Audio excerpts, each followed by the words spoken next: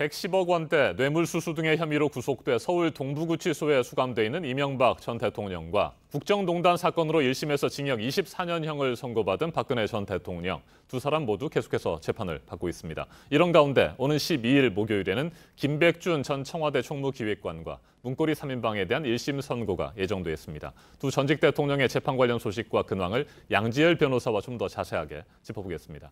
안녕하십니까? 네, 안녕하세요. 네, 변호사님. 이번 주는 이명박 박근혜 전 대통령 최측근들에 대한 1심 선고 공판이 예정돼 있습니다. 그 결과가 주목되고 있는데 먼저 MB 집사로 불렸죠. 김백준 전 청와대 총무기획관의 1심 선고가 12일에 있는 거죠? 네, 그렇습니다. 김백준 전 기획관 같은 경우에 일단 뇌물수수를 도와줬다라는 혐의를 받고 있는데요.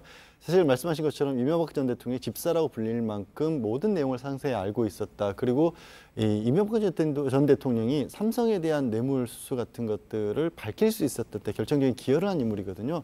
김백준 전 기획관 같은 경우 본인이 한 행동에 대해서 모두 다 인정을 하고 있습니다. 네. 그러니까 김성호 원세훈 전 국정원장으로부터 각각 2억 원씩을 받아서 한 4억 원 가량을 이명박 전 대통령이 전달을 했다라는 게 본인이 받고 있는 재판의 어떤 혐의인데, 근데 이제 중요한 거는 사실은 예를 들어서 박근혜 전 대통령 같은 경우에는 줬다라고 할 수 있는 전직 국정원장들, 남재현 전 국정원장들에 대해서는 뇌물은 안 된다라는 판단이 먼저 이루어졌습니다. 그러니까 네. 줬다는 쪽에 대한 선고가 먼저 이루어졌고 받았다는 쪽의 선고는 아직 이루어지지 않고 있는 거거든요. 근데 지금 이명박 전 대통령 같은 경우에는 받았다는 쪽에 김백준 전 기획관에 대한 선고가 가장 먼저 이루어지는 겁니다. 그래서 앞으로 이명박 전 대통령의 뇌물수사와 관련해서 특히 국정원 특수활동비를 받은 부분에 관한 재판이 어떻게 흘러갈지 그 향방을 짐작해 볼 수 있게 하는 게 오늘 12일의 선고입니다. 네, 앞서 말씀하신 대로 김백준 전 청와대 총무기획관 수사와 재판에 적극적으로 임했고요. 그렇기 때문에 뭐 집행유예 가능성도 있다고 보십니까? 일단 어떻습니까? 검찰에서도 그 구형을 하는 과정에서 수사에 대해서 네. 적극적으로 기여를 했다는 부분을 강조를 했습니다. 그리고 징역 3년을 구형을 했지만 벌금 2억 원에 대해서는 선고유예를 해달라고 요청을 했거든요. 이 굉장히 이례적이죠. 네. 왜냐하면 구형을 하는데 선고유예라고 하는 것은 법원이 이번에 선고를 하지만 실제로 이 형을 집행하지는 않겠다라는 건데 그렇게 집행하지 말아달라는 형을 해달라고 요청을 한 거기 때문에 굉장히 이례적이고 사실 지금 5월에 보석으로 석방이 돼 있는 상황이거든요. 네. 그런 부분을 고려해 봤을 때는 3년을 구형을 했다라면 집행유예 충분히 가능한 상황이라고 보입니다. 네, 앞서 지난주 금요일에는 이전 대통령의 금고직이었던 이병모 청계대전 사무국장도 집행유예를 받았어요? 그러니까 이병모 사무국장 같은 경우에는 실무자였죠. 네. 청계재단에서 자금을 집행하는 일을 맡았던 사람이었고 당시에 받았던 혐의 같은 경우에는 다스의 자회사로부터 일정 부분 돈을 빼돌려서 그거를 예를 들어서 처남이었죠. 이명박 전 대통령 처남에 김재룡 씨의 처에게 전달을 해줬다라는 등의 혐의인데 네. 본인이 적극적으로 일을 한 건 아니었다. 그렇기 때문에 이 사람의 어떤 방조 같은 경우에는 집행유예 정도밖에 안 된다고 봤고 또 실제로는 그 외에 이제 자금들이 있지 않습니까? 입출금 내역이 기재된 통장 같은 것들을 파쇄했다는 혐의도 받고 있었습니다만 그 이후에 이병모 국장 같은 경우에도 수사 재판 과정에서 굉장히 적극적이었거든요. 그 부분이 고려가 돼서 아마 1심 집행유예가 나온 것으로 보입니다. 네, 뇌물이나 횡령, 증거인멸 등 이들 두 사람의 혐의 그리고 이들에 대한 재판이 중요한 것은 이들의 혐의가 이명박 전 대통령의 범죄 혐의와 관련이 깊기 때문 아니겠습니까? 그렇죠. 말씀드린 김백준 전 기획관 같은 경우에는 국정원으로부터 특수활동비 4억 원을 받아서 이명박 전 대통령이 전달했다는 거고 그것보다 더 중요한 부분은 사실 삼성이 이명박 전 대통령이 BBK 투자금을 회수하는데 어떤 소송 비용을 대납해 줬다는 의혹을 받고 있는데 그게 비용으로 따지면 가장 큰 부분이거든요.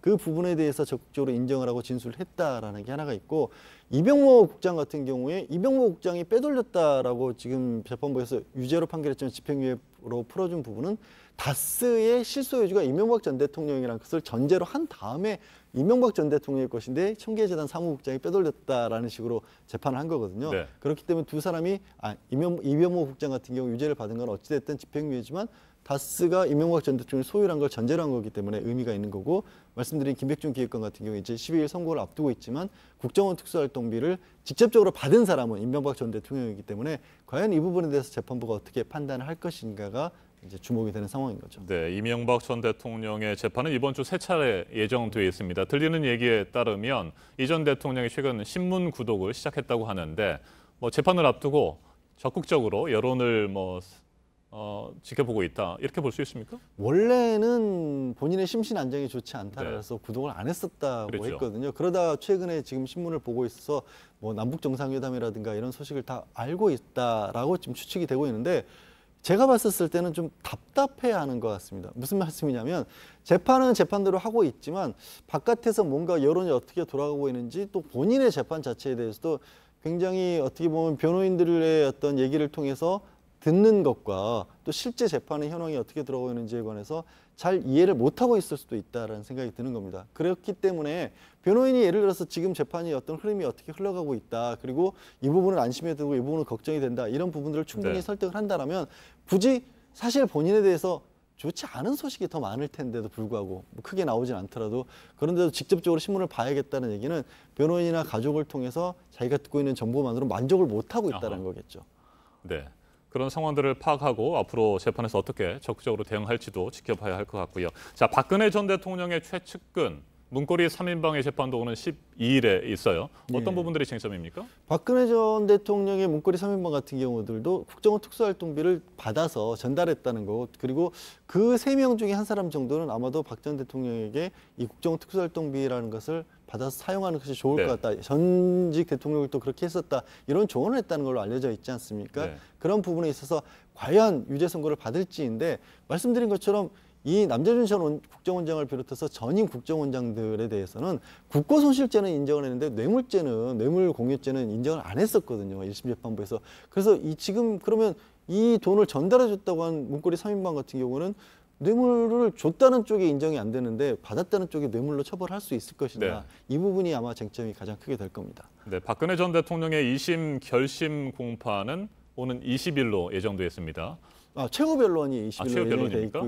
있기 이때도 때문에 출석하지 결심을 하고 네. 결심을 하는데 이제 당사자가 출석을 해야 되는 의미에서 결심은 이날이 마지막인 거고요. 그렇죠. 선고 때는 뭐 8월 중순쯤 잡힐 것 같은데 그때는 원래 법적으로도 출석을 안 해도 되는 건데 아마도 마지막 결심 공판 때도 출석은 안 할 것으로 예상이 되고 네, 있습니다. 20일에 결심 공판을 하게 된다면 출석하지 않더라도 8월 안에는 선고가 이루어질까요? 어떻게 보십니까? 보통은 뭐 3주에서 한 달 정도 후에 선고를 하기 때문에 박 전 대통령이 사실 항소심에서도 국선 변호인을 통해서만 다퉜지 크게 뭐 변론을 바꾸거나 이러진 않았지 않습니까?